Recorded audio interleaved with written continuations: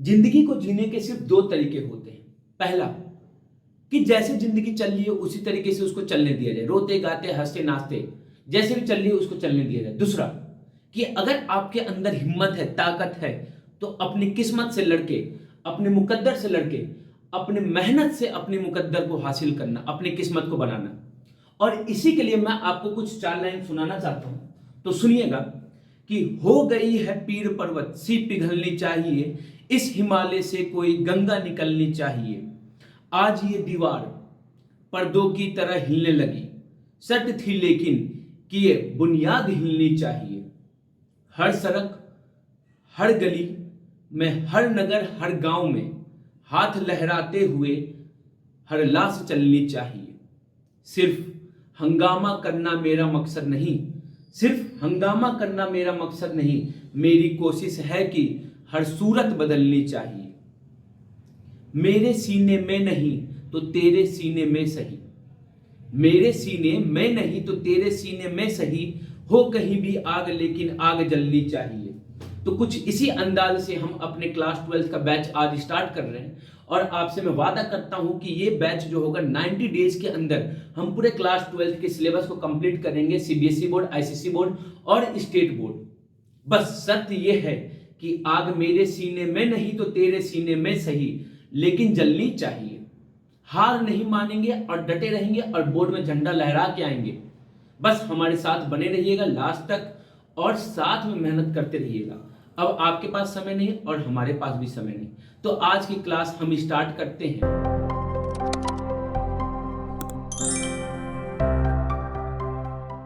आज की क्लास जो होने वाली है उसमें हम सबसे पहले हम उस पोर्शन को स्टार्ट करेंगे क्लास 12 की, जो कि सबसे इंपॉर्टेंट पोर्शन होता है बोर्ड के एग्जाम के लिए, दैट इज कैलकुलस। जो यूनिट कैलकुलस होता है वो सबसे इंपॉर्टेंट होता है, चाहे वो किसी भी बोर्ड के लिए हो।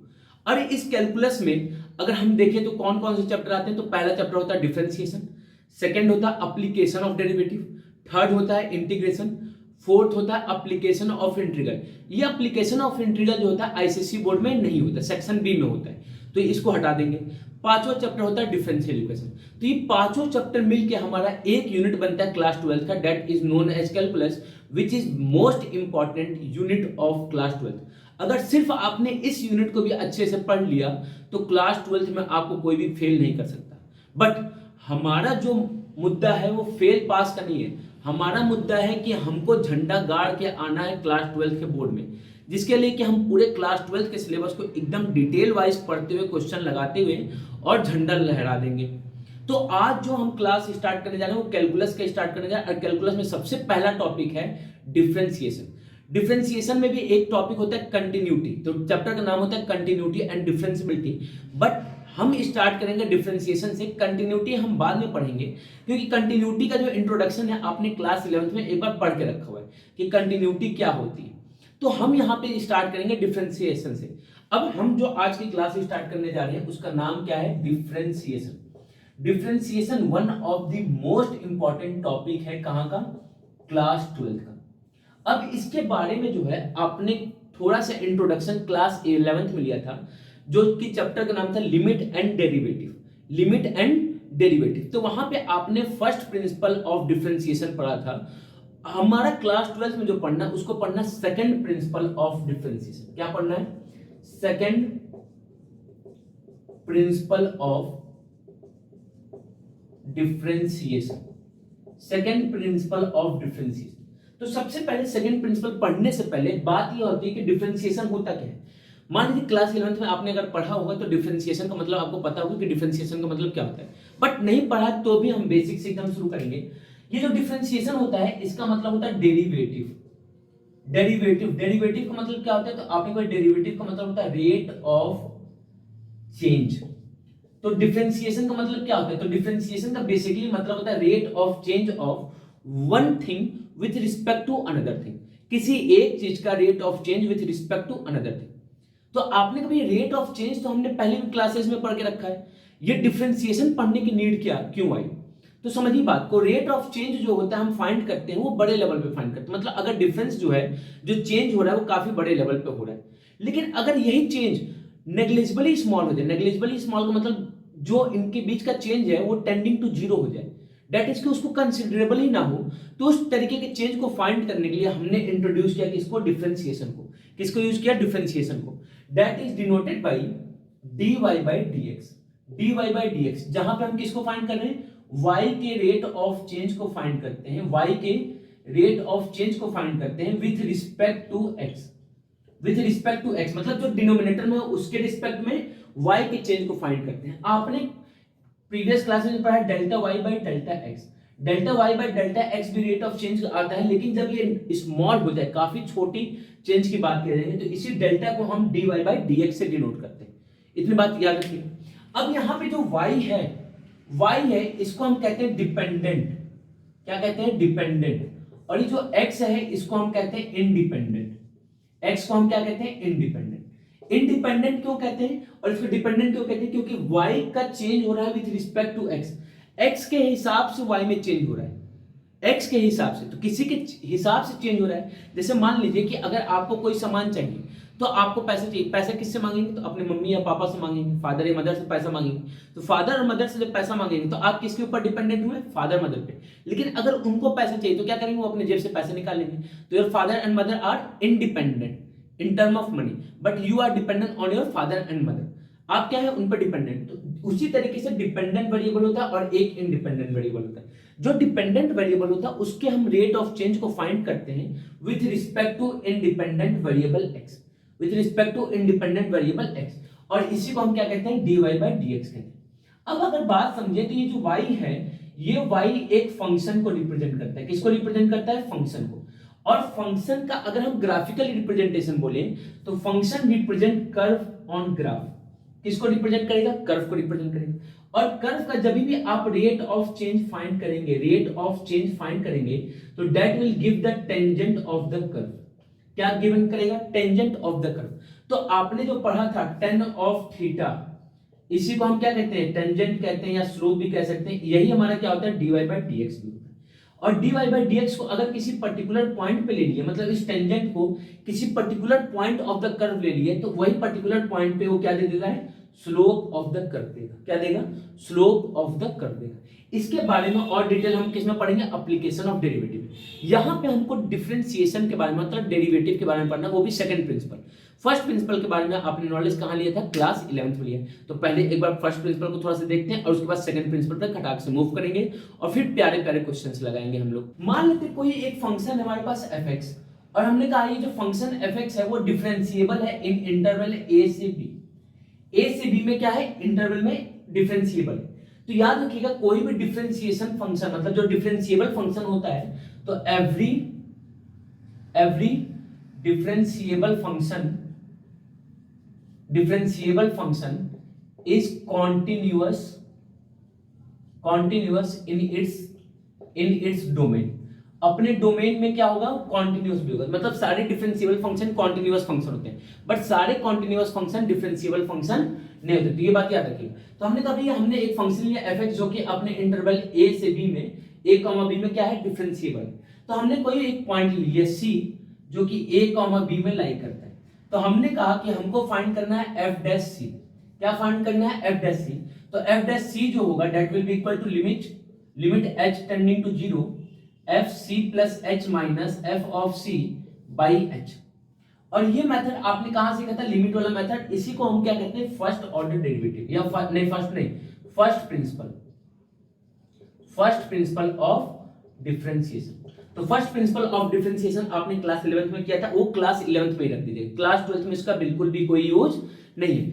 हम सिर्फ काम क्या करेंगे कि जो फर्स्ट प्रिंसिपल से हमने कॉन्सेप्ट्स बनाए थे, जो फर्स्ट प्रिंसिपल से कॉन्सेप्ट्स बनाए, जो फॉर्मूले बनाए, उनका हम यूज करेंगे। तो आपने कहा कि भैया हमने कुछ फॉर्मूले वहां से बनाए थे, क्या क्या फॉर्मूला बनाए थे, तो चलिए देखते हैं। फंक्शन यहाँ पे लिखते हैं और यहाँ पे उसके डेरिवेटिव लिखते हैं।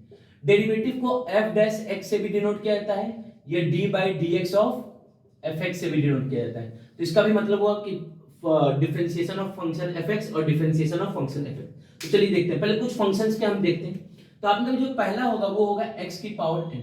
x की पावर n का जो डिफरेंशिएशन होता है दैट इज n x की पावर n माइनस 1। मतलब जो पावर होगा वो आगे आ जाएगा और पावर में एक कम हो जाएगा। सेकंड हमने पढ़ा है किसका, तो सेकंड हमने पढ़ा टी रेशियोज का। टी रेशियोज में आपने कभी साइन एक्स का डेरिवेटिव क्या होता है, तो आपने पढ़ा था कि cos x होता है। ये सारी चीजें आपने क्लास 11th में पढ़ी है, तो उन रिजल्ट का हम यूज क्लास 12th में करेंगे। उसके बाद cos x, तो cos x का डेरिवेटिव क्या होता है, तो आपने पढ़ा है माइनस साइन x। फोर्थ आपने पढ़ा tan x, tan x का डेरिवेटिव क्या होता है, तो sec स्क्वायर x होता है। फिफ्थ की बात करें तो tan x के बाद क्या आता है, cot x, cot x का डेरिवेटिव क्या होता है, तो आपने कोई माइनस cosec स्क्वायर x होता है। सिक्स्थ क्या होगा, cot के बाद sec आएगा, sec x का डेरिवेटिव, तो आपके पास sec x का डेरिवेटिव होगा sec x tan x। और उसके बाद सेवेंथ क्या आता है, cosec x, cosec x का डेरिवेटिव तो minus cosec x cot x। अब अगर कुछ यहाँ पे देखें तो आपने कभी जहां जहां पे c है, जहां जहां पे c है वहां वहां पे माइनस c स्टार्ट हो रहा है, c था तो माइनस, c था तो माइनस, c था तो माइनस, तो ऐसे याद में रखना है कि c वाले में क्या आएगा, हमेशा रिजल्ट में माइनस आएगा। ये आपने 7 चीजें पढ़ी थी। उसके बाद आपने और भी कुछ फंक्शन के डेरिवेटिव पढ़े थे, और भी कुछ फंक्शन के डेरिवेटिव पढ़े थे, उनको भी देखते हैं। आपने पढ़ा कि भैया अगर कोई कांस्टेंट फंक्शन है, c क्या है, कांस्टेंट फंक्शन, तो कांस्टेंट फंक्शन का डेरिवेटिव क्या होता है, जीरो। भैया ऐसा क्यों, उसका डेरिवेटिव जीरो क्या होता है, क्योंकि कांस्टेंट फंक्शन का मतलब क्या, जो पहले था बाद में भी वही था। और हम फाइंड क्या कर रहे हैं, डेरिवेटिव का मतलब क्या होता है, रेट ऑफ चेंज। तो उसमें जब कोई चेंज ही नहीं आया तो इनिशियल और फाइनल दोनों सेम है, तो final minus initial is equal to zero हो जाएगा, तो रेट ऑफ चेंज क्या हो गया, जीरो। नाइन्थ की अगर बात करें तो आपने कभी log x हमने पढ़ा था, log x का डेरिवेटिव क्या होता है, तो आपने कभी 1/x होता है। और एक आपने एक्सपोनेंशियल फंक्शन पढ़ा, एक्सपोनेंशियल फंक्शन का डेरिवेटिव क्या होता है, e of x। इतनी चीजें हमने पढ़ी और इस पे हम क्या करेंगे, पहले क्वेश्चंस करेंगे। इस इतनी सारी चीजें पढ़ ली, इस पे हम क्या करेंगे, क्वेश्चंस करेंगे। उसके बाद फिर आगे देखेंगे, आगे हमको ITF मतलब इनवर्स ट्रिग्नोमेट्रिक फंक्शन के भी डेरिवेटिव को पढ़ना है। तो पहले कुछ क्वेश्चंस करेंगे, उसके बाद हम देखेंगे और कुछ चीजों को समझते हैं। तो और कुछ चीजें समझते हैं जो हमने क्लास 11th में पढ़ा था। आपने वहां पे पढ़ा था कि जो डेरिवेटिव होता है, मतलब जो डिफरेंशिएशन होता है, वो क्या होता है। मान लीजिए आपके पास दो फंक्शन है, एक fx है और एक क्या है, gx। और इन दोनों फंक्शन में क्या है, प्लस माइनस लगा हुआ, मतलब इन दोनों फंक्शन को ऐड करें या तो हम सब्ट्रैक्ट करें। तो हमने ये पढ़ा था कि जो डेरिवेटिव होता है that is distributive over addition and subtraction. क्या होता है, डिस्ट्रीब्यूटिव होता है, मतलब इसका रिजल्ट क्या होगा। तो आपने कभी पहले आप क्या काम कीजिए, fx को डिफरेंशिएट कीजिए और फिर gx को डिफरेंशिएट कीजिए, जो उनका रिजल्ट है उसको क्या कर दीजिए, ऐड या सब्ट्रैक्ट। अगर ऐड है तो ऐड करेंगे और सब्ट्रैक्ट है तो सब्ट्रैक्ट करेंगे। ये रिजल्ट आपने वहीं पे पढ़ा क्लास 11 में। अब आपने एक रूल पढ़ा होगा, that rule is known as product rule. Product rule क्या कहता है कि मान लीजिए दो फंक्शन है fx और gx, और ये दोनों किस में है, प्रोडक्ट में है। प्रोडक्ट मतलब मल्टीप्लाई में है, तो इनका डिफरेंशिएशन क्या होता है। तो आपने कोई इनका जो डेरिवेटिव होता है वो ये कहता है कि पहले फंक्शन को डिफरेंशिएट कीजिए, पहले को डिफरेंशिएट कीजिए, सेकंड को एज इट इज रहने दीजिए, कोई चेंज नहीं, बीच में लगाइए प्लस। पहले को डिफरेंशिएट कर चुके हैं तो पहले को आप एज इट इज रहने दीजिए और सेकंड वाले को डिफरेंशिएट कर दीजिए। ये क्या कहता है, प्रोडक्ट रूल कहते हैं। मान लीजिए आपके पास फंक्शन है 1 और 2, तो क्या कहता है, 1 को differentiate, second as it is रहेगा, plus 1 as it is, second differentiate हो जाएगा, कोई दिक्कत की बात नहीं। अब इसके बाद आपने पढ़ा था एक क्वेश्चन रूल। क्या पढ़ा है, क्वेश्चन रूल। क्वेश्चन रूल क्या कहता है कि दो फंक्शन अगर डिवीजन के फॉर्म में है या फिर रेशनल या फिर फ्रैक्शन के फॉर्म में या रेशनल फॉर्म में या डिवीजन के फॉर्म में, तो क्या होगा, जो डिनोमिनेटर होता है उसका सबसे पहले आप स्क्वायर करते हैं, उसका क्या करते हैं, स्क्वायर करते हैं। न्यूमरेटर का डिफरेंशिएशन करते हैं, डिनोमिनेटर को एज इट इज रखते हैं, बीच में लगाते हैं माइनस, न्यूमरेटर को एज इट इज रखते हैं और डिनोमिनेटर को डिफरेंशिएट करते हैं। याद रखिए, न्यूमरेटर का डिफरेंशिएशन डिनोमिनेटर को as it is, minus numerator को as it is differentiation of denominator. या फिर सिंपली अगर समझाया जाए तो आपने को ये first function divided by second function, और इसको हमको डिफरेंशिएट करना है। तो रूल क्या कहता है, रूल ये कहता है कि जो सेकंड फंक्शन है उसका स्क्वायर कीजिए, फर्स्ट फंक्शन को differentiate, second as it is, minus first as it is, second function का डिफरेंशिएशन, फर्स्ट का differentiation, second as it is, plus first function second का डेरिवेटिव। तो यहाँ पे प्लस लगा था, यहाँ पे बस क्या हो गया, माइनस हो गया, और एक्स्ट्रा क्या आ गया कि यहाँ पे डिनोमिनेटर में कुछ नहीं, यहाँ डिनोमिनेटर में सेकंड फंक्शन का स्क्वायर। तो ये सारी चीजें आपने समझ ली। इसके बाद आपने पढ़ा था एक चेन रूल। इसके बाद आपने क्या पढ़ा है, चेन रूल पढ़ा है। चेन रूल भी आपने क्लास 11th में पढ़ा है। चेन रूल क्या कहता है, तो चेन रूल ये कहता है कि भैया चेन रूल तब लगेगा जब दो फंक्शन का कॉम्पोजिशन, मतलब दो या दो से ज्यादा फंक्शन का क्या हो, कॉम्पोजिशन। कंपोजिशन मतलब कि एक फंक्शन वेरिएबल पे ना ऑपरेट होके एक फंक्शन के ऊपर ऑपरेट हो गया, एक फंक्शन एक वेरिएबल पे ना ऑपरेट होके किसी फंक्शन के ऊपर ऑपरेट हो गया। जैसे मान लीजिए आपके पास दो फंक्शन है, एक fx है एंड gx है। यहाँ पे f किस पे ऑपरेट हो रहा है, x पे, यहाँ पे g किस पे ऑपरेट हो रहा है, x पे। आपने कहा ये जो फंक्शन है वो x पे ऑपरेट हो रहा है और ये x पे ऑपरेट हो रहा है, तो ये अलग अलग है। लेकिन अगर यही जो फंक्शन f है वो x पे ऑपरेट ना होके g ऑफ x पे ऑपरेट होगा, अब f किस पे ऑपरेट हो रहा है, gx पे ऑपरेट हो रहा है, तो इसी को हम क्या कहेंगे, कंपोजिशन ऑफ फंक्शन कहते हैं। क्या कहते हैं इसी को, कंपोजिशन ऑफ फंक्शन कहते हैं। जैसे मैंने कहा जो g है वो x पे ऑपरेट ना होके f पे ऑपरेट हो गया, किस पे ऑपरेट हो गया, f पे ऑपरेट हो गया, तो इसी को हम क्या कहेंगे, कंपोजिशन ऑफ फंक्शन। और इसी को हम क्या कहते हैं, फॉग, और इसी को क्या कहते हैं, गॉफ। इसको क्या कहते हैं, फॉग, और इसी को क्या कहते हैं, गॉफ, जो कि आपने फंक्शन में पढ़ा है। फंक्शन में आपने कंपोजिशन ऑफ फंक्शन पढ़ा है। मान लीजिए नहीं पढ़ा है तो मैं उसको पढ़ाऊंगा, टेंशन नहीं लेना, पहले कैलकुलस पे हम फोकस करेंगे, उसके बाद धीरे धीरे और भी टॉपिक्स पे चलेंगे। तो इस टाइप के जब भी फंक्शन होंगे, मतलब कंपोजिशन ऑफ फंक्शन होगा, तो हम किसका यूज करते हैं, चेन रूल। चेन रूल क्या कहता है, ये मान लीजिए उसी तरीके से कि आपके घर में कोई एंटर कर रहा है, तो घर में जो एंटर करेगा वो सबसे पहले कहां से एंटर करेगा, तो जो मेन गेट होगा घर का वहां से एंटर करेगा, उसके बाद अंदर आएगा, फिर फर्स्ट रूम का जो गेट होगा वहां से एंटर करेगा। और मान लीजिए उसको लास्ट रूम तक जाना है, तो फर्स्ट रूम के गेट से एंटर किया, फिर दूसरा एक गेट होगा उससे एंटर करेगा, फिर जाएगा अंदर, फिर जो लास्ट वाला रूम का गेट होगा उसको जब ओपन करेगा तब जाएगा। दैट मीन्स कि जो सबसे पहले आएगा उसको सबसे पहले मारेंगे। मान लीजिए आप मारपीट में गए, ठीक है, लड़ाई करने गए, तो जो सबसे पहले दिखेगा मार उसी को सबसे पहले मारेंगे, फिर उसके बाद जो दिखा फिर उसको मारेंगे, फिर उसके बाद जो दिखा उसको मारेंगे, उसके बाद मान लीजिए थक गए तो फिर सब मिलके आपको मारेंगे। तो लड़ाई होने में बिल्कुल नहीं जाना है, क्या करना है, सिर्फ पढ़ाई करना है और फोकस रहिए अपने करियर पे, अपने फ्यूचर पे। उसके अलावा बाकी चीजों से एकदम दूर हो जाइए। अगर आपका फ्यूचर सेट तो सब कुछ सेट, और फ्यूचर सेट नहीं तो जो भी आपके साथ है सब छोड़ के भाग जाएगा। बात समझिए। तो आपने कोई कंपोजिशन में चेन रूल क्या कहता है कि जो सबसे पहला फंक्शन दिखेगा उसको हम डिफरेंशिएट करेंगे, और ये डिफरेंशिएशन प्रोसेस तब तक चलते रहेगा जब तक कि लास्ट फंक्शन को हम डिफरेंशिएट ना कर दें। सबसे पहले फंक्शन को डिफरेंशिएट करेंगे और ये प्रोसेस तब तक चलते रहेगा जब तक कि हम लास्ट फंक्शन को डिफरेंशिएट ना कर दें। इसी को क्या कहते हैं, चेन रूल कहते हैं। तो जो सबसे पहला क्वेश्चन आपका पूछेगा यहाँ पे वो चेन रूल पे ही क्वेश्चन पूछते हैं, उसके बाद हम फिर आगे चलेंगे। बात क्लियर है, कंफर्म है? तो कुछ क्वेश्चन देखते हैं तो और अच्छे से आपको चेन रूल समझ में आएगा। पहला क्वेश्चन आपका दिया है, find dy by dx if y is equal to sin 2x plus 3, या 2x plus 3 मत लिखिए, पहले लिख लीजिए x स्क्वायर प्लस 3, ऐसा कुछ।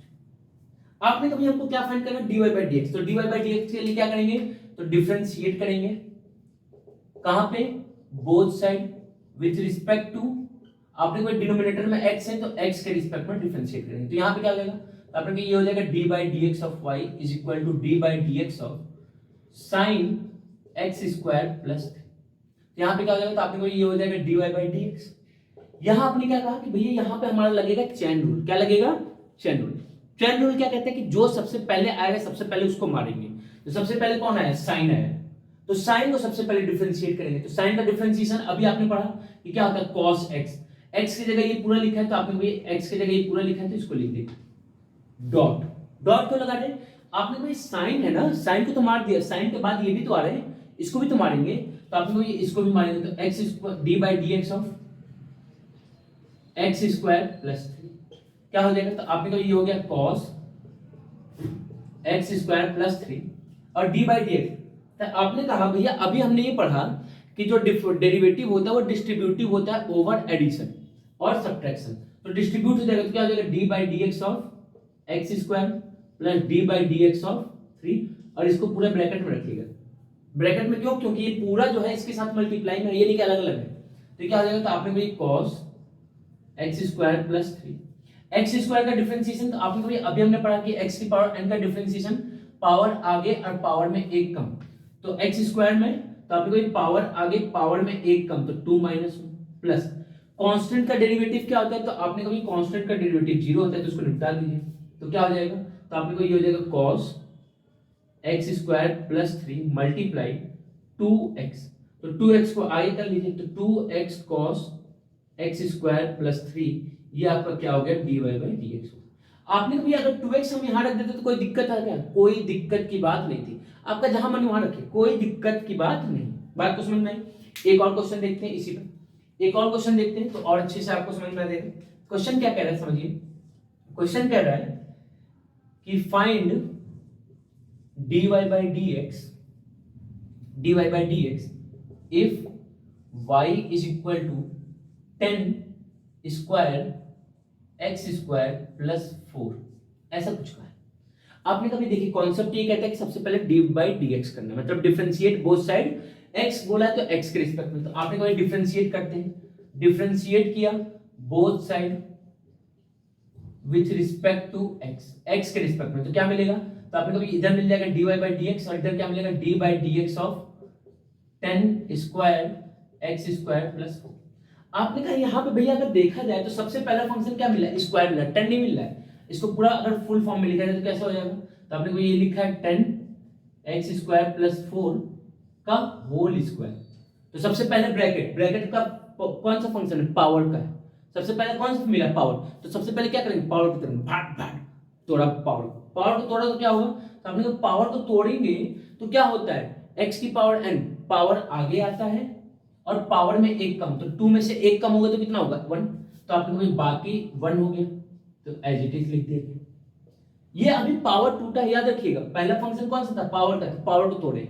अब पावर टूट गया, अब पावर के अंदर पहुंचेंगे, तो पावर के अंदर क्या लिखा है? तो आपने कोई 10 लिखा है, तो किसका डेरिवेटिव करेंगे? तो आपने कोई अब हम करेंगे 10 का डेरिवेटिव। किसका डेरिवेटिव करेंगे? 10 का। बात को समझिए, तो होगा 2 10 x स्क्वायर प्लस 4। इसको अब एज इट इज रखेंगे, यानी कि इसको भी डिफरेंशिएट करने लगे। नहीं भैया, ये हो चुका है डिफरेंशिएट पावर का। अब आपने कोई 10 को डिफरेंशिएट करें तो 10 का डिफरेंशिएशन कितना होता है? तो आपने कोई इसका डिफरेंशिएशन होता है sec स्क्वायर x। क्या होता है? sec square x। तो sec स्क्वायर और x की जगह पे क्या लिखा है? तो आपने कोई x प्लस 4 लिखा। तो आपने किसको तोड़ दिया? अब 10 को तोड़ दिया। आपने कोई 10 को तोड़ने के बाद अब हम अंदर भी बचा हुआ है, तो जो अंदर बचा है उसको भी क्या करेंगे? तोड़ेंगे। और याद रखिएगा इन सभी के बीच में क्या लगता है? मल्टीप्लाई का साइन होता है, प्लस प्लस नहीं लगा दीजिएगा, ये मल्टीप्लाई का साइन है, डॉट मतलब मल्टीप्लाई। तो आपके क्या हो जाएगा? ये हो जाएगा 2 10 x square plus 4 dot sec square x square plus 4, और इसका डेरिवेटिव तो आपने कभी ये जो डिफरेंशिएशन होता है वो डिस्ट्रीब्यूटिव होता है ओवर एडिशन और सब्ट्रैक्शन। तो ओवर एडिशन सब्ट्रैक्शन डिस्ट्रीब्यूटिव होता है, क्या हो जाएगा? d by dx of x square plus d by dx of 4 क्या हो जाएगा? तो आपने को ये हो जाएगा 2 10 x square plus 4 dot sec square x square plus 4 dot x square का डिफरेंशिएशन, तो आपने को ये 2x हो जाएगा। भाई पावर आगे आएगा और पावर में एक कम, तो 2 में एक कम होगा तो कितना बचेगा? 1, तो 1 बच गया। और कांस्टेंट का डिफरेंशिएशन तो आपने को ये 0 हो जाएगा।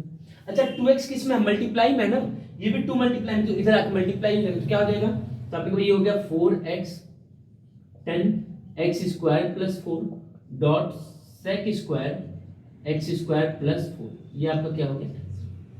ये क्या होगा? आंसर।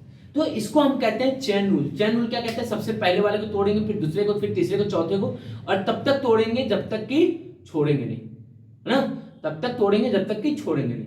तो आज के लिए इतना ही करते हैं, फिर हम लोग नेक्स्ट क्लास में मिलते हैं, और नेक्स्ट क्लास में और जोरदार तरीके के क्वेश्चंस को लेके आएंगे, जिससे कि आपको कॉन्सेप्ट एकदम तगड़े तरीके से क्लियर हो जाए। तब तक हमारे साथ बने लिए एज पाठशाला पे लाइक शेयर सब्सक्राइब, और सभी दोस्तों को कह दीजिए कि क्लास 12 का वीडियो अब शुरू हो गया, और 90 डेज क्रैश कोर्स एकदम शुरू किया हमने। 90 डेज के अंदर पूरे सिलेबस को कंप्लीट करेंगे और बोर्ड में तहलका मचा देंगे एकदम, कि एज पाठशाला वाले बच्चे एकदम तहलका मचा दिए।